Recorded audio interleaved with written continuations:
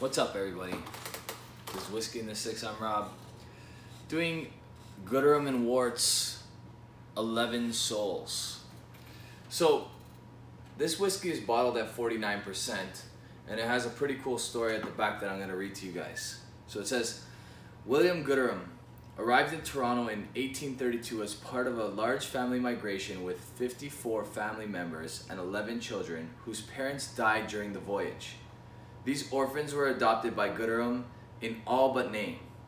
Celebrating the story of these 11 orphans, this whiskey eloquently brings together 11 different barrels under one family for a complex taste of dried fruits, sweet honey, and baking spices. It says 4 grain on the bottle, so it's probably the 4 grain mixed with different casks, with some aging and some finishing, brought up to 49%. We're looking at probably rye, corn, wheat, and barley in this one. I did do the master class at the Spirit of Toronto, and Don Livermore talked about this one, and he talked about what was inside of it. I think there's combinations of malted and unmalted rye, malted and unmalted barley, that sort of stuff as well. But 11 casks, 11 different types of whiskey, married for this one. So, on the nose, very, very different from the Pike Creek and the Lot 40.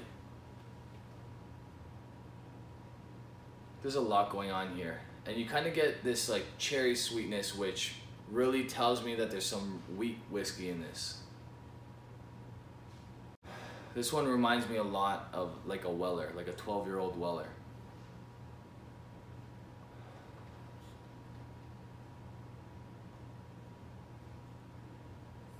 I love the ABV being 49%, it really brings out that nose.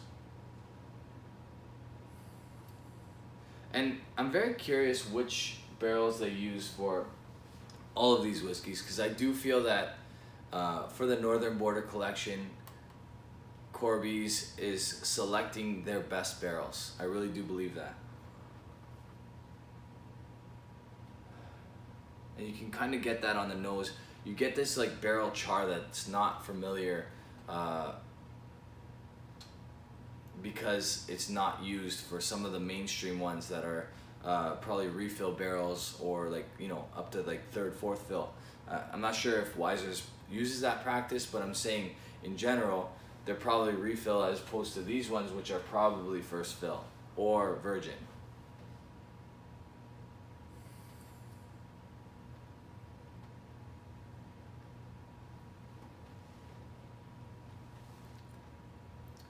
Super light, but again, mouth coating, and most likely unchill filtered.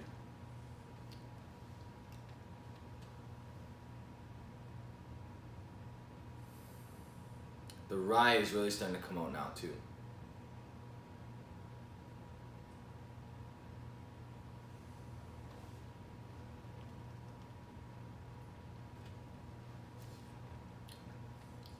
On the palate, you don't get as much wheat as you do on the nose, but you're getting rye,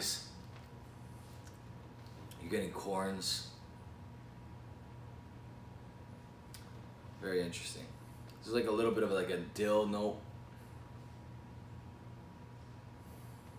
You can tell there's some fresh oak involved in this.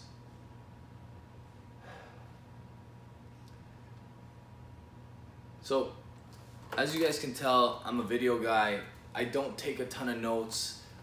In that master class, I probably should have written down most of the information that was provided to me, but I'm a strong believer that in my role, you guys would prefer me to speak to the whiskey based on how it speaks to me.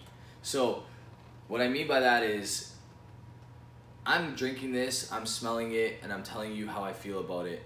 And although I was at that master class, a lot of what's being said is unfortunately irrelevant to me, because I feel like the story is one thing, and that's cool to talk about at a campfire or whatever else. But you guys need to know how the quality of the whiskey is. And the only way I can express that to you is if I put this in my hand, I take sips out of it, and I smell it, and I tell you exactly what I'm smelling and tasting. And I don't know all the details to what's inside this Gooderham, what's inside this Pike Creek, and I do know most of the details of the Lot 40 just because it's pretty straightforward. Char number 2 barrels and 100% rye. But these are all really nice whiskeys. These are all some of the better Canadian whiskeys that I've tried.